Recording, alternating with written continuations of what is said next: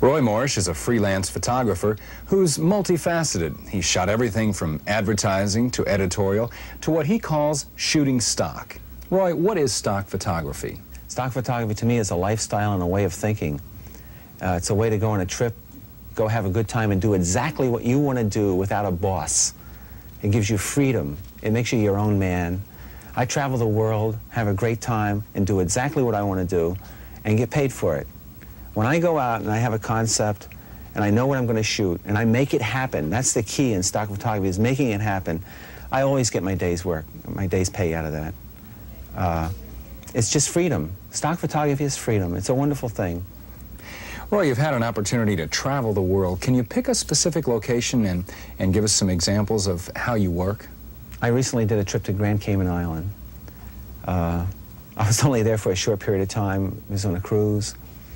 We came in for one day. Well, the first thing I did was I went down and I looked at all the postcards. That's the first thing I did, to see what had been shot. Because usually the postcards tell you a story of what other photographers have done. And you're starting, you look at their work. Okay, now you can start where they left off. So that gives you an edge right there. Okay, now you don't have to be too smart to do that either.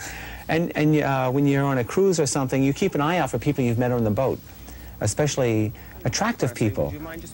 I had met this lady on the boat who happened to be the hostess aboard the ship.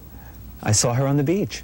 I went over and I said, "Hey, remember me?" You know, she smacked me in the jaw, and I gave her my rap. I said, "Hey, I'd love to photograph you. I'm a professional photographer, and I'll send you a print or whatever." You know, because see, on stock photography, you don't know when your money's going to come back. You can't tell somebody, "I'm going to pay you for this," because you might not ever get paid for it yourself, you see. As a stock photographer, just shooting pictures, do you have any problems with people that don't want to have their pictures taken? And if you do have that problem, how do you get around it? There's no answer, you know, for everything. I mean, everything's its own deal. Some people love to have their pictures taken. Some people are very flattered about it. Some people hate it. Some people want to punch you in the nose. It's all on how you handle it. Most attractive people are very flattered. Okay, what I would like to do is make a few running shots of you. So what I'm going to do is I'm going to make a mark here on the ground, okay? And you get back to a comfortable distance where, like on your third step, you'll be on this mark about, okay? So here's the mark, okay? On the third count, right there, on Right, the line. right. You just get back here a little bit, where it's like, you know, like 1, 2, 3, okay? Something like that.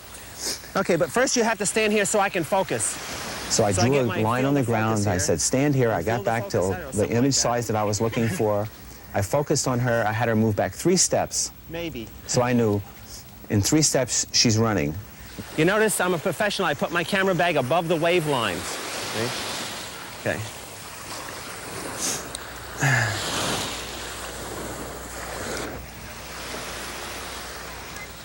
1, 2, 3, yeah. She's sharp. So I know every time she hits her third step, good, I can shoot, and she's sharp. Then she goes back, and she does it 10 or 15 times. Go. 1, 2, 3. Beautiful, beautiful.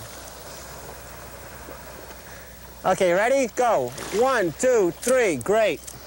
Why would you say that stock photography is so attractive to many people who are photographers? Well, it's a byproduct of what you really do. You see, every assignment that I get from a magazine or an ad agency or whatever, unless they pay me for an absolute buyout, are only buying one-time rights to my pictures.